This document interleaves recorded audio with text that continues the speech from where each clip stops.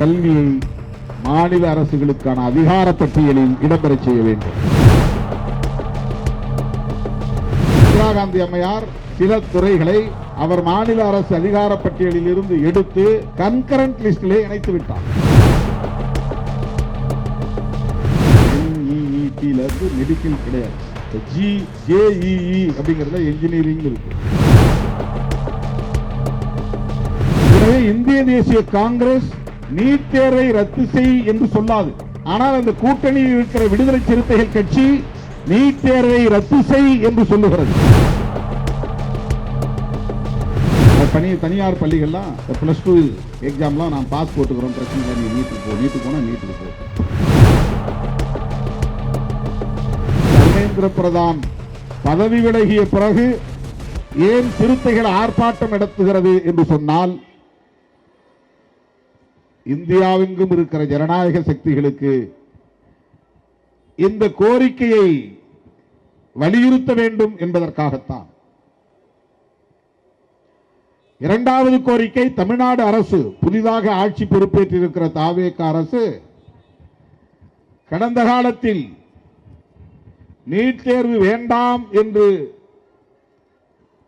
திமுக ஆட்சியின் போது சட்ட மசோதா நிறைவேற்றப்பட்டு ஆளுநரின் ஒப்புதலுக்கு அனுப்பி வைக்கப்பட்டதை நாடு அறியும். அவர் திருப்பி அனுப்பினார் RN ரவி ஆளுநர். மீண்டும் தமிழ்நாடு அரசு சட்ட மசோதாவை மறுபடியும் சட்டமன்றத்திலே நிறைவேற்றம் செய்து ஒப்புதலுக்கு திருப்பி அனுப்பியது. RN ரவி, நான் இதில் எந்த முடிவும் எடுக்க மாட்டேன், குடியரசுத் தலைவருக்கு அனுப்புகிறேன் என்று அனுப்பி வைத்தார். வழக்கம் போல குடியரசுத் தலைவர் கிடப்பிலே போட்டிருந்து பின்னர் இதை ஏற்க முடியாது, ஒப்புதல் அளிக்க முடியாது, இந்த சட்ட மசோதாவை நிராகரிக்கிறோம் என்று நிராகரித்து விட்டார்கள். அதனை எதிர்த்து தமிழ்நாடு அரசு உச்ச நீதிமன்றத்திலே வழக்கு தொடுத்திருக்கிறது. இந்த நிலையில் தமிழ்நாடு அரசுக்கு நாம் கூடுதலாக வைக்கிற இரண்டாவது கோரிக்கை, நீட் தேர்வை இந்தியா முழுவதும் ரத்து செய்யக்கூடிய அதிகாரம் தமிழ்நாடு அரசுக்கு இல்லை. அது இந்திய ஆட்சியாளர்களிடம் உள்ளது, ஒன்றிய ஆட்சியாளர்களிடம் உள்ளது. ஆகவே அந்த அரசுக்கு நாம் வைக்கிற கோரிக்கை ஒற்றை கோரிக்கை, இந்தியா முழுவதும் நீட் தேர்வு கூடாது என்பதுதான். தமிழ்நாடு அரசுக்கு நாம் வைக்கிற கோரிக்கை,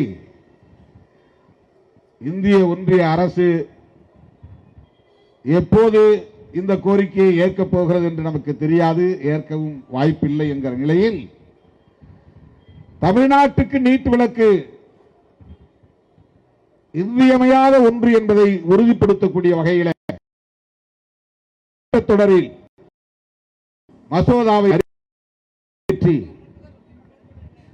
ஆளுநருக்கு அனுப்பி வைக்க வேண்டும். இரண்டாவது கோரிக்கை. மூன்றாவதாக, இதுவும் ஒன்றிய அரசுக்குத்தான், கல்வியை மாநில அரசுகளுக்கான அதிகார பட்டியலில் இடம்பெறச் செய்ய வேண்டும். இப்போ அது ஒத்திசைவு பட்டியலில் இருக்கிறது. மாநில அரசும் ஒன்றிய அரசும் இணைந்து சேர்ந்து கலந்து பேசி ஒரு முடிவுக்கு வர வேண்டும் என்கிற பட்டியலுக்கு பெயர் கன்கரண்ட் லிஸ்ட். மத்திய அரசே முடிவெடுத்துக் கொள்ளலாம் என்கிற அதிகார பட்டியல் தனி, மாநில அரசு மட்டுமே முடிவெடுத்துக் கொள்ளலாம் என்பதற்கான அதிகார பட்டியல் தனி. அது சென்டர் லிஸ்ட், ஒன்றிய அரசுக்கான பட்டியல். இது ஸ்டேட் லிஸ்ட், மாநில அரசுக்கான பட்டியல். மாநில அரசும் ஒன்றிய அரசும் சேர்ந்து பேசி ஒரு சட்ட மசோதாவை அல்லது அரசு கொள்கையை வரையறை செய்ய வேண்டுமானால் அது எந்தெந்த துறைகளில் அப்படி அதிகாரத்தை இரு அரசுகளும் கையாள வேண்டும் என்பதற்கான ஒரு பட்டியல் இருக்கிறது. அதை ஆங்கிலத்திலே கன்கரண்ட் லிஸ்ட் என்று சொல்கிறார். கன்கரன்ஸ் என்றால் ஒத்திசைவு, ரெண்டு பேரும் ஒத்து இசைவு அளிப்பது.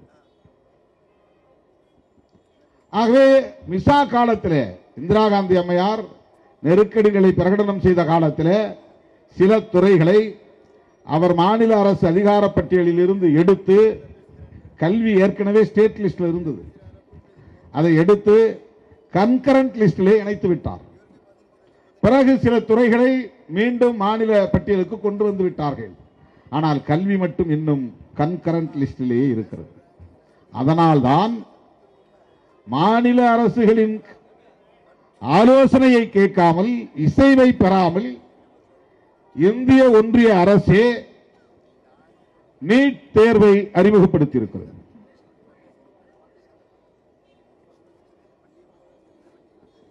தேசிய அளவிலான தேர்வு, எலிஜிபிலிட்டி கம் என்ட்ரன்ஸ், தகுதி மற்றும் நுழைவுத் தேர்வு, தேசிய தகுதி மற்றும் நுழைவுத் தேர்வு அவர் வைத்திருக்கிற பெயர். இதுல எந்த இடத்திலும் மெடிக்கல் எஜுகேஷன் வரல. NEET இருந்து மெடிக்கல் கிடையாது. JEE அப்படிங்கிறதுல என்ஜினியரிங் இருக்கு.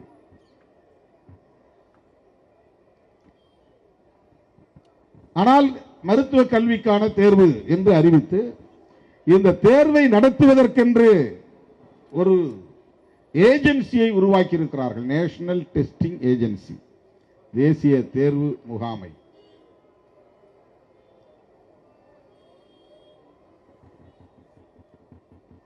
எப்படி TNPSC தேர்வு நடத்துகிறது, குரூப் 1, குரூப் 2, குரூப் 4 TNPSC தேர்வு நடத்துகிறது. UPSC அது ஒரு தேர்வு முகமை, union public service commission. RRB railway recruitment board தேர்வு நடத்துவதற்கென்று சில நிறுவனங்களை அரசே உருவாக்கி அந்த பொறுப்பை அவரிடத்தில் ஒப்படைத்து விடுவார்கள். கேள்வி தயாரிப்பது, தேர்வை தேசிய அளவில் நடத்துவதற்கான ஏற்பாடுகளை செய்வது, அதற்கான அதிகாரம் முழுமையாக அவர்களுக்கு ஒப்படைக்கப்படுகிறது. ஆகவே இந்த ஆர்ப்பாட்டத்தின் மூலம் நாம் வைக்கிற கூடுதல் கோரிக்கை NTA என்பதை கலைக்க வேண்டும் என்பதுதான்.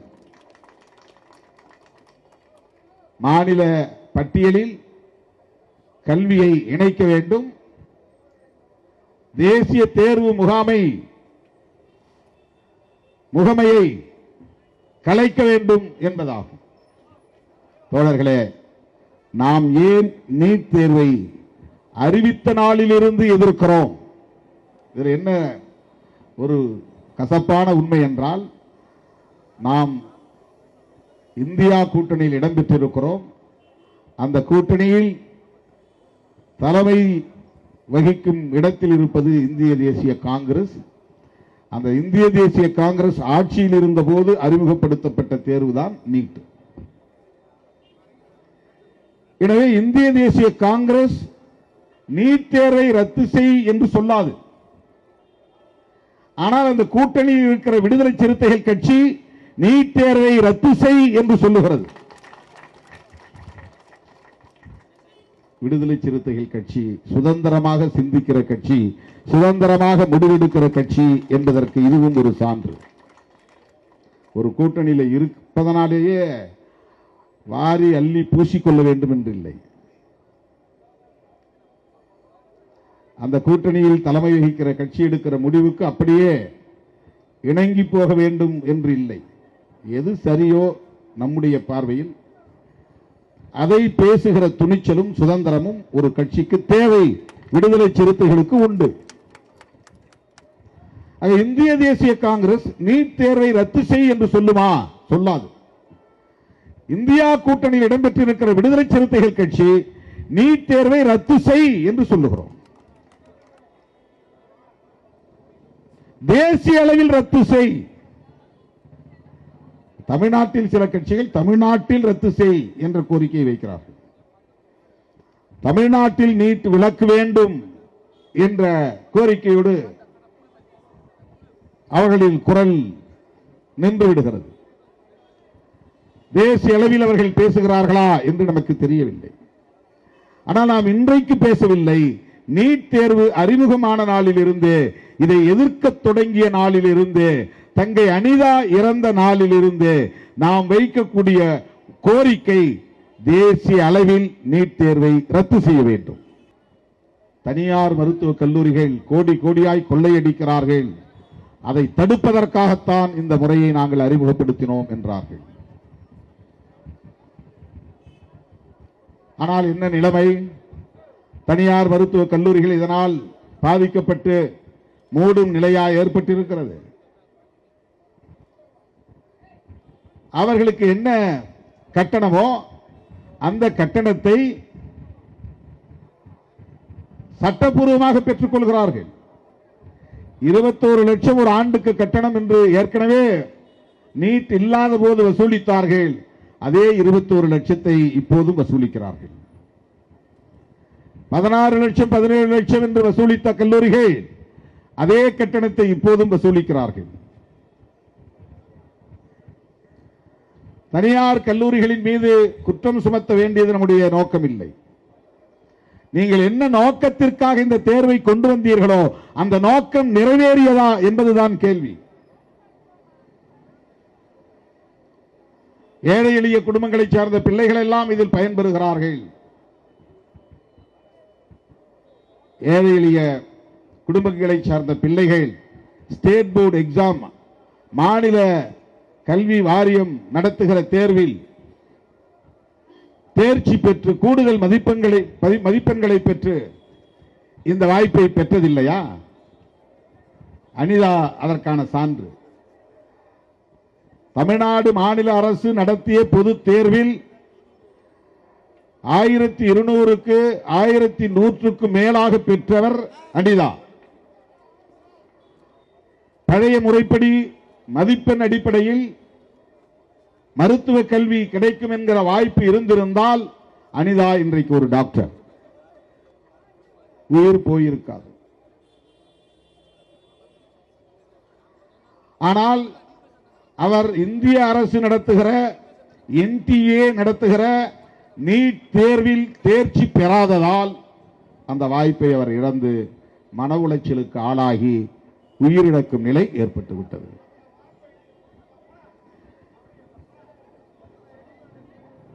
அப்படி அந்த தேர்விலே தேர்ச்சி பெறுகிறவர்கள் யாராக இருக்கிறார்கள் என்றால் CBSE என்கிற சென்ட்ரல் போர்டு ஸ்கூல் எஜுகேஷன்,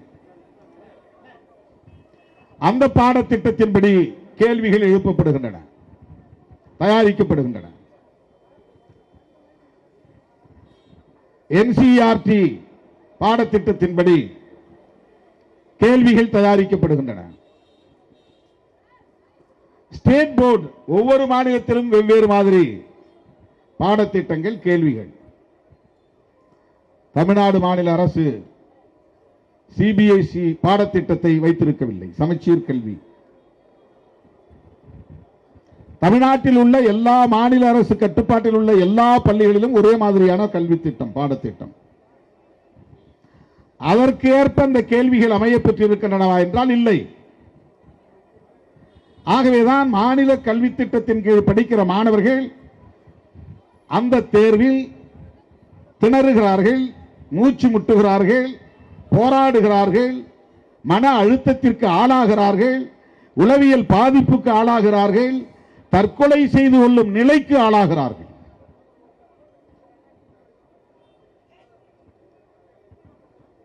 +1 +2 எந்த மதிப்பும் இல்லை. 10ஆம் வகுப்பு தேர்ச்சி பெற்ற மாணவர்கள் நேரடியாக நீட் கோச்சிங் போகிறார்கள். அது தனியார் பள்ளிகள்லாம் +2 எக்ஸாம்லாம் நான் பாஸ் போட்டுக்கிறோம், பிரச்சனை இல்லை, நீ நீட்டுக்கு போ, நீட்டுக்கு போனா நீட்டுக்கு போ. இந்த சிலபஸை படிக்க வேண்டிய தேவையில்லை. Multiple choice question model MCQ, அதற்கேற்ப 10 தேர்வுகளில் நடந்த வினாத்தாள்களை எல்லாம் திரட்டி வைத்துக் கொண்டு அதற்கு எப்படி விடையளிப்பது என்கிற பயிற்சியை பள்ளிகளில் தர முடியாது, தனியார் நிறுவனங்கள் தருகின்றன. Coaching centres